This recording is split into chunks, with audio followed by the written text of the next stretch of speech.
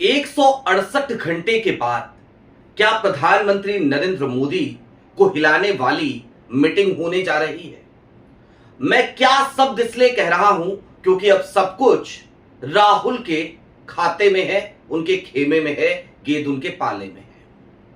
35 से ज्यादा पार्टियां, 36-37 पार्टियां वो राहुल को अपना नेता मानने के लिए तैयार है। आलम यह हो गया है कि सबको समझ में आ गया है कांग्रेस नाम केवलम, भाजपा से लड़ना है तो कांग्रेस के झंडे तले लड़ना पड़ेगा।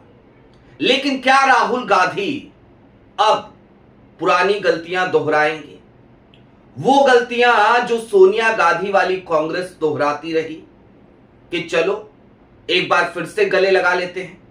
क्या राहुल उन पार्टियों को भी गले लगाएंगे जो पार्टियां लगातार कांग्रेस को निपटाने में ही लगी रहती हैं, मसलन आम आदमी पार्टी, लेकिन जब भी इस तरीके की बैठक होती है तो उसमें पहुंच जाती हैं, अंदर की रणनीति जान लेती हैं और हो सकता है कि धीरे से फाइल अमित शाह साहब के टेबल पे पहुंचा देती हैं। आज इन तमाम बातों पे जरा बारीक विश्लेषण करने की जरूरत आन पड़ी है क्योंकि समय बड़ा कम बचा है, 168 घंटों का। नमस्कार, मैं स्वप्निल और आप मुद्दा देख रहे हैं। दोस्तों आगे बढ़ें उससे पहले वही छोटी सी अपील। मुद्दा इन दिनों एक गंभीर आर्थिक संकट से जूझ रहा है। एक तरफ जहां हमारे मेन बैंक अकाउंट्स बीते लंबे समय से फ्रीज चल रहे हैं, तो दूसरी तरफ हमारे 2.5 साल पुराने चैनल को हमसे लंबे समय तक छीन कर भी रखा गया था। ऐसे में डे टू डे ऑपरेशंस में मुद्दा को काफी मुश्किलों का सामना करना पड़ता है। लिहाजा आपसे गुजारिश है, यदि आप चाहें तो स्क्रीन पर दिख रहे क्यूआर कोड या फिर के नीचे दिख रहे यूपीआई नंबर्स के जरिए मुद्दा की छोटी छोटी मदद जरूर कीजिएगा ताकि हमारी बेबाकी यूं ही बरकरार रहे।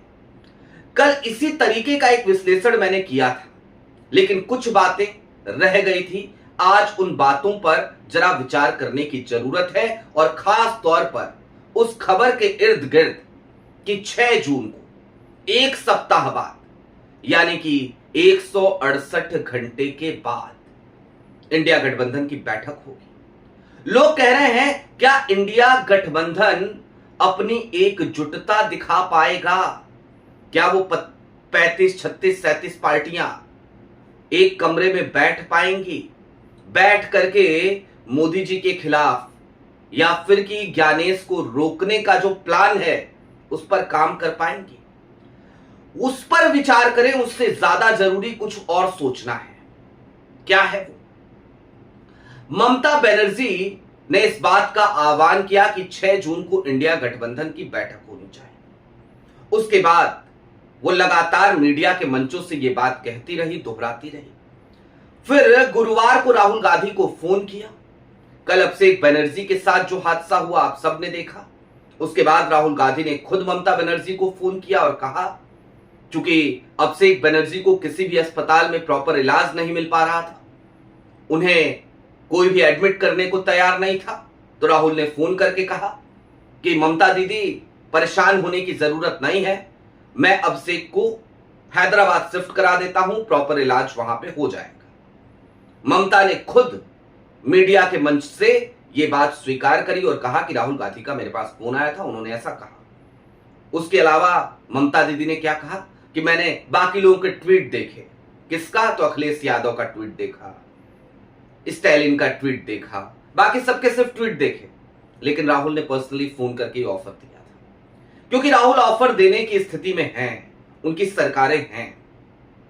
लेकिन दोस्तों, ममता तब ये बात कह रही हैं, तब इस बात की इच्छा जाहिर कर रही हैं जब उनकी राजनीति पूरी तरीके से समाप्त हो गई है, जब उनकी पार्टी पर भारतीय जनता पार्टी की कुदृष्टि है, गुजरात लॉबी की, मोदी शाह की कुदृष्टि है, जब उनके सांसद उनसे टूटने को बेताब दिख रहे हैं, जब उनकी पार्टी में बगावत के सुर सुनाई दे रहे हैं, 50 से ज्यादा विधायक टूटने की खबर आ रही है कि कभी भी टूट सकती है टीएमसी, जब खबर आ रही है कि तमाम सांसद भारतीय जनता पार्टी के खेमे में जा सकते हैं, तब वो इस बात पर विचार कर रही हैं कि क्या किया जाए। तो चलो 6 जून को एक बैठक बुलाते हैं। अब ये तो हो गई ममता दीदी की बात। जाहिर सी बात है, हाथ जला चुकी हैं, खत्म हो चुकी हैं, नेस्तनाबूद हो चुकी हैं, तो शायद अकल आई है। लेकिन दूसरी तरफ और भी कुछ पार्टियां हैं जो अभी भी सुधरने का नाम नहीं ले रही, जैसे आम आदमी पार्टी। 6 जून को बैठक होगी कि नहीं होगी, ये पूरी तरीके से अब राहुल गांधी के मूड पर डिपेंड करता है, कांग्रेस के मूड पर डिपेंड करता है। और कांग्रेस की तरफ से अभी तक कोई संकेत नहीं आए, लेकिन अगर बैठक होगी तो कौन कौन सी पार्टियां होंगी, अब ये डिसीजन भी कांग्रेस ही करने वाली है। क्या तमिलनाडु से टीवीके वहां आएगी, या फिर कि डीएमके एमके स्टैलिन की पार्टी आएगी, या फिर कि दोनों आएंगी? क्योंकि एमके स्टैलिन के पास लोकसभा में एक बड़ा स्टेक है और एमके स्टैलिन इस बात का संकेत दे चुके हैं कि वो कांग्रेस को फिलहाल केंद्र की राजनीति में तो छोड़ना नहीं चाहते, क्योंकि उन्होंने अपने नेताओं को यह हिदायत दे दी है कि भैया जो कुछ भी करना है करो, लेकिन कांग्रेस के खिलाफ और खास तौर पर राहुल गांधी के खिलाफ जो बयानबाजी कर रहे हो वो बयानबाजी करना अब बंद कर दो। लेकिन आम आदमी पार्टी सबसे ज्यादा खतरनाक है। क्यों है? आम आदमी पार्टी का एकमात्र उद्देश्य है, जब से बनी है तब से लेकर अब तक, वो सिर्फ और सिर्फ कांग्रेस के स्टेक पर कब्जा जमाना चाहती है, जानती है और यही करती गई है। गुजरात पहुंच जाएगी, हरियाणा पहुंच जाएगी, दिल्ली में शीला दीक्षित की सरकार को बदनाम किया, अन्ना आंदोलन के जरिए डॉक्टर साहब की सरकार को, मनमोहन सिंह जी की सरकार को बदनाम किया। सरकार चली गई, मोदी जी को एक ब्रांड बनाने में पूरा योगदान अरविंद केजरीवाल एंड गैंग का था। पंजाब में आप देखिए, तमाम राज्यसभा सांसद आम आदमी पार्टी के वो भारतीय जनता पार्टी के साथ चले गए, और आज भी अरविंद केजरीवाल की बोली, आज भी अरविंद केजरीवाल की भाषा, उनके नेताओं की भाषा वो कांग्रेस के खिलाफ ही रहती है। लेकिन जब कभी भी विपक्ष की कोई बैठक होती है तो उसमें आपको संजय सिंह नजर आ जाएंगे, उसमें आपको आम आदमी पार्टी के नेता लोग नजर आ जाएंगे, चले जाएंगे, जाके बैठक करेंगे, बाकायदा बातचीत करेंगे, अंदर की रणनीति जान लेंगे। लेकिन क्या वो रणनीति लीक भी कर देंगे क्या? जाहिर सी बात है, आज संदेह है आम आदमी पार्टी में। तो क्या आम आदमी पार्टी भी इस बैठक में शामिल होगी अगर 6 जून को ये बैठक होती है? ये एक बड़ा सवाल है।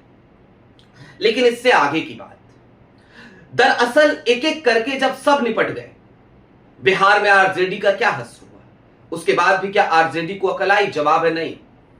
केरल में जब पूरी संभावना थी कि कांग्रेस चुनाव जीतने जा रही है, कांग्रेस के नेतृत्व में यूडीएफ की सरकार बनने जा रही है, उसके बावजूद आरजेडी वहां पर पहुंची और कांग्रेस के खिलाफ तेजस्वी यादव खुद पहुंचते हैं, पिनरई विजयन के पक्ष में, उनके समर्थन में रैलियां करते हैं, अपने 3 प्रत्याशी उतारते हैं और कांग्रेस के खिलाफ मोर्चा खोलते हुए नजर आते हैं। तो अकल वहां तक आई नहीं, अभी तक नहीं आई। लेकिन दूसरी तरफ कांग्रेस है, जब जब ये पार्टियां संकट में पड़ी हैं तब तक कांग्रेस ने बड़ा दिल दिखाया है, राहुल गांधी ने बड़ा दिल दिखाया है।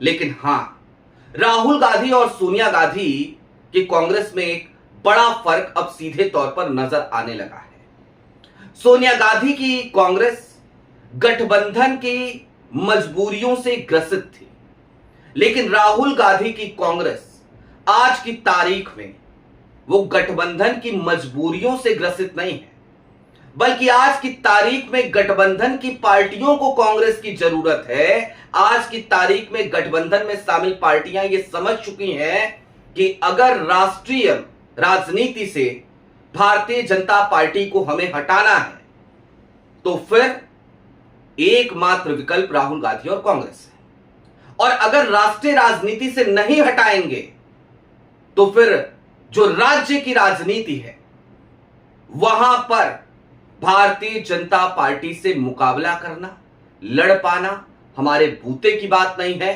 क्योंकि जिस तरीके से चुनावी मशीनरी काम कर रही है, जिस तरीके से इलेक्शन कमीशन काम कर रहा है, ज्ञानेश कुमार काम कर रहे हैं, और न्यायपालिका से भी जिस तरीके के फैसले आ रहे हैं, उसको देखते हुए अब बस का नहीं है चुनाव लड़ना। और चुनाव लड़ना छोड़िए, अस्तित्व का संकट है इन तमाम क्षेत्रीय छत्रपों पे। लिहाजा ये सब चाह रहे हैं, गिड़गिड़ाने को तैयार है कि राहुल जी बैठक बुला लीजिए, बताइए अब क्या करना है। अब हो गया, हमें जो भी उत्पात करना था कर लिया। ये सब उसी तरीके से है जैसे परिवार का जो शैतान बच्चा होता है ना, इंडिया गठबंधन में बहुत सारे शैतान बच्चे हैं, तो वो शैतान बच्चे जब कहीं बाहर से खूब उत्पात करके आ जाते हैं, खूब सारे हंगामे काट लेते हैं, तो उसके बाद घर के बड़े बुजुर्ग परेशान होते हैं, क्योंकि वो शैतान बच्चे बाहर से तो उत्पात करके आएंगे, घर पे आके कहेंगे ताऊ जी आप बताइए क्या करें, पापा आप बताइए क्या करें, क्योंकि अब तो भैया जो होना था हो गया, गलती तो हमसे हो गई, हम कान पकड़ के आपके सामने उठक बैठक कर लेंगे, लेकिन ये वाला मामला सुलटा लीजिए। बड़े बुजुर्ग कहते हैं बड़ा दिल दिखा के चलो कोई बात नहीं माफ करो, सामने वाले से जाके वो माफी मांग लेते हैं, वो उनकी गलतियों पे पर्दा डालने की कोशिश कर लेते हैं, उनकी गलतियों को नजरअंदाज कर लेते हैं, लेकिन जैसे ही उस समस्या से वो शैतान बच्चे निकलते हैं, पता चलता है महीने, 1.5 महीने, 2 महीने बाद फिर से कोई वैसी ही बड़ी गलती वो कर जाते हैं। तो इंडिया गठबंधन के ऐसे शैतान बच्चों से कांग्रेस को समझने की जरूरत है, ये बात उनको सतर्क रहने की जरूरत है, और राहुल गांधी इस बात को भली भांति तौर पर समझ रहे हैं, जान रहे हैं। कांग्रेस यूं ही नहीं आजकल आनन फानन में तमाम फैसले ले रही है, कांग्रेस यूं ही नहीं अपने तमाम गढ़ों को मजबूत करने जा रही है। आज की तारीख में राहुल गांधी का पहला फोकस गठबंधन की राजनीति नहीं है, बल्कि आज की तारीख में राहुल गांधी का सबसे बड़ा फोकस सीधे तौर पर अपनी पार्टी को, यानी कि भारतीय राष्ट्रीय कांग्रेस को मजबूत करना है। लिहाजा देखना दिलचस्प होगा कि राहुल गांधी क्या फैसला लेने जा रहे हैं। आपकी क्या राय है वो हमें कमेंट बॉक्स में जरूर बताइएगा। अभी के लिए दीजिए इजाजत, चलते चलते फिर वही अपील, चैनल पर नए हो तो सब्सक्राइब करते हुए जाइएगा, सक्षम हो तो मुद्दा की छोटी छोटी मदद जरूर कीजिएगा, ताकि हमारी बेबाकी यूं ही बरकरार रहे, हम यूं ही खुलकर सत्ता के लूप होल्स पर, सत्ता की तमाम गलतियों पर, खामियों पर सवाल उठा सकें, और विपक्ष के भीतर भी जो कुछ भी चल रहा है ना, उस पर बेबाकी से अपनी राय रख सके, क्योंकि जाहिर सी बात है ना काहू से दोस्ती ना काहू से बैर। बहुत शुक्रिया।